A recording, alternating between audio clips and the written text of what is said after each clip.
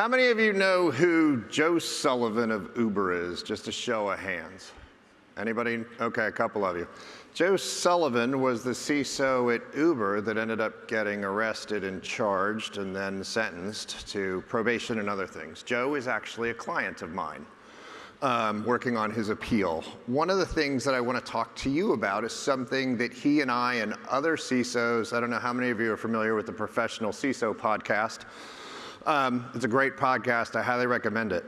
But what I want to talk about is crisis communications, but really the foundation of crisis communications as it relates to you and some of the foundational things you need to be doing to be taken seriously by the C-suite. What I've found as a former chief communications officer and a chief marketing officer is that everyone that isn't the CEO or the CFO is fighting for a seat at the table. So what I want to talk to you about a little bit is the foundation of that. So I don't want you to answer this out loud, but what business are you in? I want you to think about that. But what I want you to really think about is what business are you really in? And what I would say is that all of you are in the reputation and trust business. Why do I say that? Let me go into a couple reasons why this is so important. If you're looking at trust as a business asset, there's no business objective which can be aided by trust and positive reputation or hindered by their absence. They're vital to the very definition of business value. How is trust and reputation to your, how is important is trust and reputation to your CEO and board? Let's look. Warren Buffett, if he's saying this, then they must be really critically important. And so what I want to talk about here is a difference really quickly between reputation and trust. So when you think about reputation, it builds into trust. The better your reputation, the more likely shareholders are or stakeholders are to trust you in the future. And on the flip side, trust protects your reputation. The more stakeholders trust you, the less likely they are to incorporate negative stories into their view of your reputation. So reputation works for your business. It also works for you. It's been shown to have positive effects for business, growing valuation, market share, and other critical metrics. It also helps you in terms of your reputation with your colleagues and your team. And we'll get to who I define as your team in a minute. On the flip side, trust allows you to take action in the future. Trust represents really your license to operate and the ability to take critical actions and hold an opinion on activities ranging from employee relations, new markets, cybersecurity, IT, all the things that you deal with every day. And so what does it mean to build trust in you? Because I want to make this personal for a minute, and I want to explain why I believe that's important and why folks like Joe Sullivan and I spend a lot of time talking about this with folks like you. I would argue this is important because cybersecurity and IT and your teams reach into all parts of an organization and touch every single employee. It impacts every customer. It impacts every vendor. It impacts corporate reputation. It impacts stock price. It impacts supply chain. Cyber and IT are core to every business relationship and contract these days. But let's talk for a second about building trust in you. How do you go about building trust that you require with the C-suite, your colleagues, and everybody in the organization? In my opinion, trust includes, or building trust requires competency, consistency, integrity, compassion, authenticity, open communication, reliability, empathy, and a demonstrated ability to act in good faith. Because this is essentially meaning you can depend on someone to do the right thing consistently and with care for others' well-being. So here's a question for you.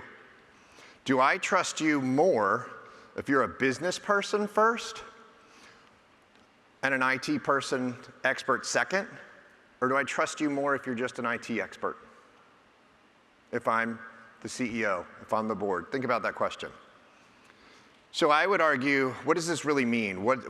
And the question I would ask, and a lot of this is going to be questions for you because Joe and I spend a lot of time talking about this, is what is your job?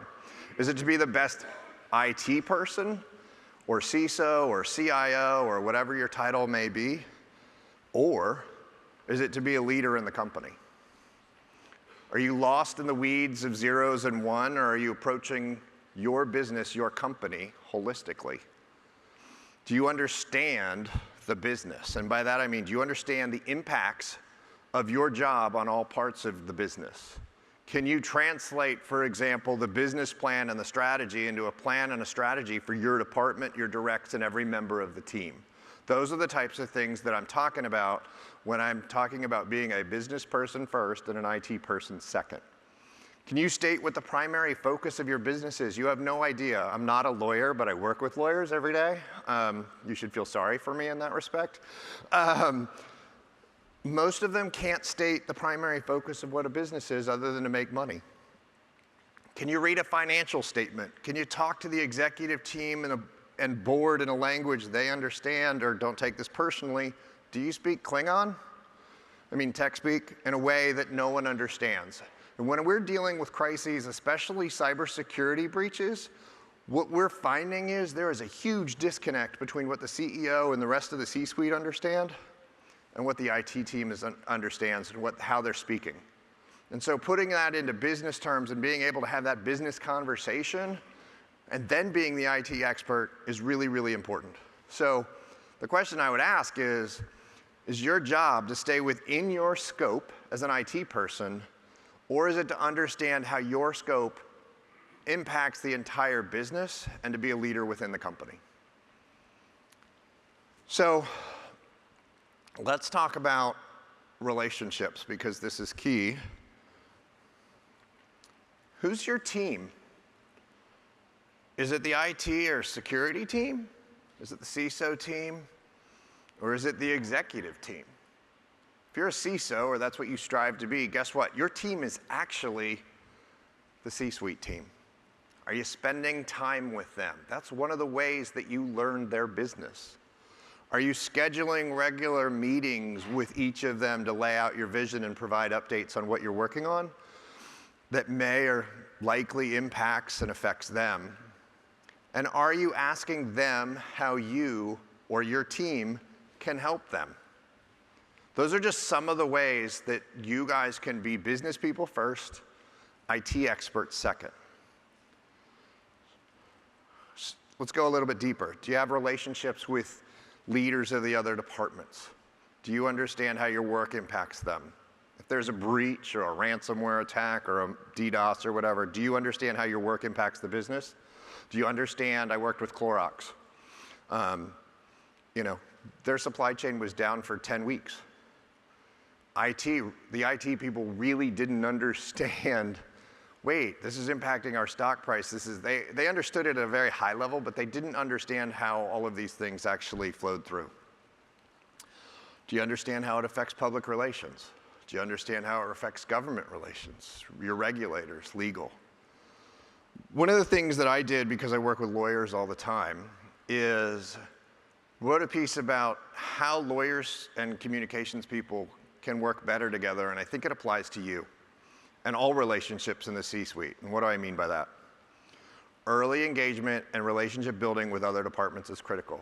You have to build a relationship with them so that you know who to call, and you know how to work with them, and you have a give and take and an understanding between you. Now, that's going to be difficult. A lot of us don't like to admit that we don't know what we don't know, right? So humility is key. There's so much you don't know about their roles and jobs. Listen to them, ask questions, realize that everyone is trying to protect the company. Ask questions if you don't know or understand their departments and their roles. Get a sense as a business person first and an IT person second, what is most important to each internal stakeholder. For example, let me talk about lawyers and communicators. They're stewards of risks, so's IT, but in a different way. Lawyers and communicators are stewards of risk as it relates to reputational and legal. So let's talk about your friends, the lawyers. They care about admissions of liability. That's really all they care about, right? You may not know that. Communicators, on the other hand, care about reputation and all the stakeholders, whether that's employees, customers, politicians, regulators, whoever. Whether you're a lawyer, a communicator, an IT person, and a senior executive in the C-suite, you're going to have to be flexible, collaborative, and creative to find unified solutions. And so ensure that you're working towards a common purpose, and this is really key. You can ensure that you're working toward a common purpose by framing everything in terms of business goals. Something really important to be thinking about. So this means either that you as a professional must accept that your job is to potentially create or produce an unconventional product, or, let's talk about the lawyers for a minute, they have to accept that their job is to concede some amount of liability. The same is true for you in IT. That's just how it works. So one of the things when I think about being a problem or a business person first and an executive second, or an IT expert second, and we see this a lot. This is kind of a self-explanatory slide, hopefully for you. But how are you seen? How does your team see you? Are you Pigpen, the problem bringer?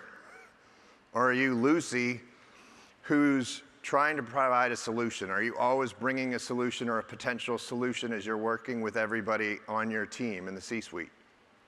That's a very important mindset, and it's something that I require of all my teams or the associates or other people. I used to be the chief communications officer at PNC, was the head of global communications at Nortel, and I was the chief marketing officer at SonicWall. But everybody I worked with on my team, I required them to bring a potential solution. It likely wasn't the right one, but I wanted them to think through it. And that's what's going to be required of you. Think through the problem first. Here's the solution. Here's what that solution means. Here's how it impacts all the rest of the business, just not IT. That's being a business person first and an IT person second. So you're probably sitting back going, all right, where's he going with all this? Because I'm an IT person, and he's doing a lot of talk about trust and reputation. Well, let's get there. One of the colleagues that I work with, Arvind Swaminathan, who's one of the leaders in data breach and cybersecurity, talks about this. The number one potential liability for a company during and following a data breach, or really in a crisis, is its reputation. And I'm going to show you that with data later. But legal risk can largely be managed and often rise and fall with how well a company manages its reputation and how much people trust it to do the right thing. Going back to reputation and trust, right? So let's think about, just for example, this type of crisis. These are a bunch of different crises here, right? What's interesting is if you're looking at this, you see data breaches and data leaks, number one, in terms of how long or how much they affect long-term brand reputation. Really interesting, executive misconduct's at the bottom of the list. Significantly less than data breach and leaks. And this research is about a year old. Environmental misconduct's below it, corruption and ethics violations, product failure, lawsuits, regulatory probes. The initial news shock of a data breach lasted the longest of any category, as you see. The topic also had the lowest media tone, or the worst media tone for a company in the 6 months following the crisis. Because as new details leak and as lawsuits are filed, and then you settle, which we're doing with most of our clients, the lifetime of these stories grows and reputations hurt. So another slide just for you to see. So data breaches can have, the impact of these crises to media reputation was 9 times greater than a government's problem as you look at reputation. I know that that's somewhat strange to think about because we've all been through data breaches, we've all had them, but it's just that the lifetime goes on so long, and people say that they will take various actions that they don't normally take. If you look at the surveys, 67% say they'll never do business with them again. It's not really true, but that's how they feel. So when you're doing this and you're going through, for example, a data breach or any crisis, you have to prepare for extended media attention and be ready to respond. So all responses have a negative post-crisis media tone score. So something to be thinking about. I don't expect you to be media experts or go be public relations people, but I want you to understand how your world is impacting trust and reputation for the company. So how your customers respond, let's talk about this for a little bit. You can see this, you've seen the Eponym study information there about the average cost of a breach, but look at what it means in terms of telling others. If you have a data breach, 85% of the people in this room are going to tell somebody about it. 65% will say they've lost trust, 33.5% will complain, 20% will comment on social media or to you or call your call center or customer service. 52% of consumers will look for another competitor of yours, and so that's what you see. But now I want to get into a little bit more about what you guys need to do. And I know this isn't tactical, but when you think about it, I love this slide. By the time you hear the thunder, it's too late to build the ark. I'm an Eagle Scout, so that's a long way of saying be prepared. But you have to be prepared in your roles, and everybody on your teams and everybody in your corporation needs to be prepared. That means, doing your tabletops regularly, doing those things. I've actually been in the room when people have cried during their tabletops, maybe you have. They can't handle the stress in those things. It's really hard. They tend to be government relations and marketing people, no disrespect to them, but that's what happens for some reason. And there's no trying, yes, exactly, there's no crying. But I want to talk about some of the fundamentals that the people around you are thinking about so that you truly understand why these things need to happen first. And I am blowing through my time. I'll try and slow down.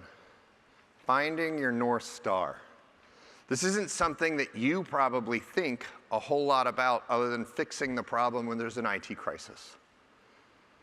But one of the things that's really, really important here is how do you live out your company's mission, vision, and values? That's what your CEO, your chief communications officer, your chief marketing officer, your legal folks, those are the things that if they're doing this right, that's hopefully what they're thinking about. And so one of the keys in any crisis is living out your mission, vision, values in that crisis situation. You may not live them out as a company day to day. Hopefully you work for really good companies that have really good scores with the public in terms of their reputation and trust. But if you don't do it day to day, you better do it in a crisis. I know one CISO, actually Joe Sullivan, when he works with a client or with all of his other teams, the first page of their incident response plan, mission, vision, values, because he wants to ground everybody in what that means and what they need to be thinking about. So if you think about finding your North Star and about the purpose of your company, you can use your mission, vision, values to help determine your North Star. Now, you're going to find in these situations, it gets really interesting because this is where the rubber meets the road. And you're going to find out, and I'll tell you a story, I won't say who it was, but we were working with a client that had a data breach that is international. The CEO decided that they wanted to keep it quiet and didn't want to tell their partners, didn't want to tell their vendors, didn't want to tell most of their employees because they were concerned they'd be embarrassed. So globally, all their partners that you may or may not rent cars from weren't told about the data breach. So all of their customers read it in the news because in that instance, the CEO said, I'm not focused on the most important people which are impacted by the data breach in this crisis. I'm making myself the North Star. Let me tell you how that played out. Multiple lawsuits later, lots and lots of lost business later, lots of employees, including people in the C-suite, resigning over how this CEO handled things. He finally kind of came to the realization that, yeah, it was probably worse long term to put myself as the North Star versus the people that were most impacted by this. So as you think about it, one of the things that I would tell you and that the team around you is trying to do is they're trying to communicate with that North Star clearly and effectively. And the thing that I would say to you, that I say to CEOs and boards all the time, is put yourself in the impacted individual's shoes. What would you want to hear from a company? What actions and solutions would address your needs if this happened to you? And I can't tell you how many companies don't think this way. And when they hear a law firm come in that's going to help them deal with all this stuff and they talk about mission, vision, values, people are like, oh my gosh, we don't have to change them? We can actually use our own? Yeah. So what I'm trying to give you today is insights about how to think about things. So this is probably very different than what you expected about crisis communications, but I would argue it's incredibly foundational to all of the actions and all the tactics and all the strategy that you're going to take later. The other thing that I think is really important, once you find your North Star, you need to give serious thought to what you want people to know, believe, and feel. Because when you communicate, you should think through the following. What do I want them to do? And what does that mean? What do I need the other person or people to do as a result of what I'm communicating? If there's no intended action, then guess what? Even if it's only to consider an idea, there's no point in communicating. So every communication needs to be strategic. So hence, the intended action is the place to start with the planning. It will guide the structure and the conclusion of everything that you're going to do. Feel. Probably a joke that many IT people don't feel anything because they're just technical people. Not true. But feel. What emotions will drive them to take action? The fundamental premise, this is all based in all the evidence that's out there, is that most of human decisions and human behavior are shaped by emotion and not by reason. Let's think about that. The first thing you do is to play into the emotional brain rather than the rational brain in our communications. It's not the logic that tells us to invest or not invest in a project. It's the excitement about the possibility of a return or the fear of what happens if the investment's not made. So I want you to be logical, but think about the emotions, and that's something that people don't think about those people that are impacted. Then what do I want them to believe? What beliefs or mental framework does the audience currently have, and what beliefs are required to reach the conclusion that I want them to reach? To us, the facts we're laying out are perfectly reasonable, because of course they are, and they're logical, and they end in a conclusion. But what if we don't take into account the beliefs or the frameworks the audience has, and then there's a risk the message doesn't land, and they don't do what we need them to do or want them to do? I know you guys have gone through password resets. It's always fun to tell your clients to go do a password reset because like 50%, maybe 65% if you're lucky, will go do it. So in terms of belief, a simple version of this is, what do these people care about most and why? And then what do I need you to know? So what information is required to drive those beliefs?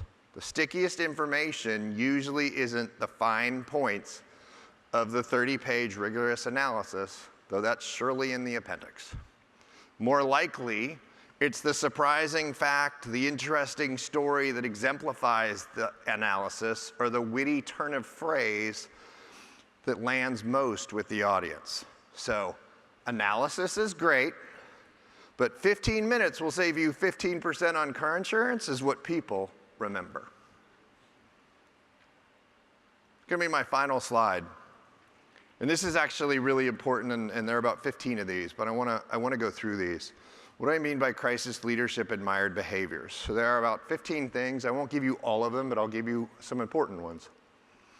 They're pretty understandable. Number one, credibility is determined by the response to the incident, not the incident itself. Remember, we're getting back to mission, vision, values. Everybody's judging you. Yes, your wife or your spouse or significant other thinks you're an idiot for doing something dumb or wrong. But guess what? That part's bad, but if you respond poorly, it's doubly bad. And the same in a crisis. So it's all about how you respond. The other thing that I would say is no news is bad news. What do people like to do when there's bad news? They like to turtle. They like to go inside their shell. What happens in a crisis when you do that? Well, when there's no information, bad news is going to be created by people that don't like you, don't care about you, have it out to get you. So if you don't proactively fill the vacuum's going to be filled by others that don't have your best interests at heart. One of the things that should ring true to you, no new consultants, strategy, or leaders during a crisis. You shouldn't be trying new ways to do things. Remember, I talked about the Boy Scouts and be prepared. Develop the relationships, determining your lobbying, your PR, your forensics, your legal teams, who's going to do the negotiation with the threat actor that's got you completely encrypted and unable to do business. Know who those are, have those contracts ready, have them done so that all you have to do is send an email. Otherwise, you're spending days, and I know you know that, but I'll just repeat it. You're going to spend days getting those things done. So get them done ahead of time. Never waste a good crisis. So I used to work in politics. There are a number of people who have said this in the past. It really is true. It doesn't mean that you should take advantage of people during a crisis. That's not what it means. But it does mean that you have an opportunity to make positive changes. And it means that you have the opportunity to dump bad news when people are distracted. So it doesn't mean go fire your entire department. No Elon Musk here.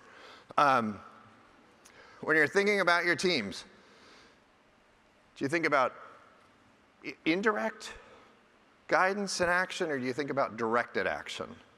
I would argue directed action in a crisis is key. So what does that mean? It means giving people very direct and short-term goals. That could be every few hours, that could be every day, that could be every week. But you have to be prescriptive with your teams to end paralysis. It's how your CEOs and others are going to be thinking too. A couple others here. When a professional service firm causes a crisis, the person at your vendor that caused that crisis has to be benched and not part of the response, because they're damaging trust and people are going to know where things started, and you don't want that. Physically show up in a crisis. I know we all love to work remote, and we all love to roll out of bed, take a quick shower, walk into our offices, and get behind our computers. In a crisis, that's not what you do. You've got to physically show up. You also have to give the right people 24/7 access to you during a crisis. That's going to be really hard. You guys have some of the toughest jobs, especially in IT crises, because everybody needs you. Everybody wants you.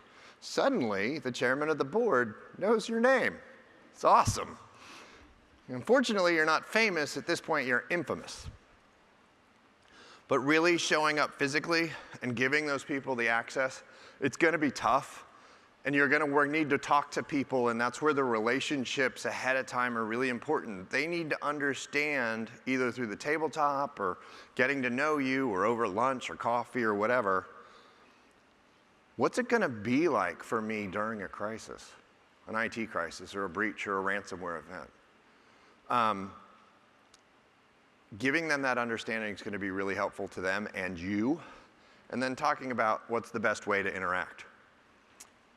This one's really important. You have integrity until you don't. Don't really know how to explain that any more clearly, but one of the things that we deal with in crises, especially IT stuff all the time, is they're all as curveballs, and what we think and how quickly we think we're going to get systems back up. Oh, we can get that up in a couple days, or hey, we got the encryption key. We should be back up in 48 hours, 72. No, it's usually 2 weeks in our experience with all of these. So one of the things about you have integrity until you don't give fake deadlines. Don't give them, hey, we're going to need 4 weeks when I know we need 2, because you want to set the bar low. But at the same time, you've got to communicate honestly with them and have integrity. And if you don't know, say you don't know. Ask the experts that you're working with if they can give you a sense based on all of their experience, et cetera. A couple more. I've got 1:23 left. Look for a remedy before you look for somebody to blame. We've all been blamed before there was a remedy. Wasn't a whole lot of fun. Look for that remedy, and then when everything's done, you can focus on the after action and who needs to be blamed and why and what the responsibilities for them are. One of the things that I would, let me go back here really quickly because I just missed my slide. The one that I'll leave you with, it's my favorite. Good food never made a crisis worse. Ever. I know that that's silly, and I say it in a lighthearted, tongue-in-cheek fashion. You know what I spend most of my time talking to, a lot of time talking to IT people about, or the executives that are working with the IT teams? Are you ordering food for them? Are you creating places for them to take a nap or sleep? because they're all working 18, 20, 22 hours and they're going on fumes? What are the things that you're doing to show them that you appreciate them? And just like I say that to the senior executives, I'm saying that to those of you that are leaders. What are you doing to help your teams through this time? It's really important. It can make or break a team. So with that, I know this wasn't all about the tactical things of what you should be doing in a crisis, but I wanted to give you some things that will be helpful to you in your careers. So as you go about trying to earn a seat at the table with everybody else in the C-suite, or your colleagues that are the same level of you but not in the C-suite, these are some of the things you really need to be thinking about if you want to achieve that. So thank you very much. I appreciate your time. Hopefully this was really helpful.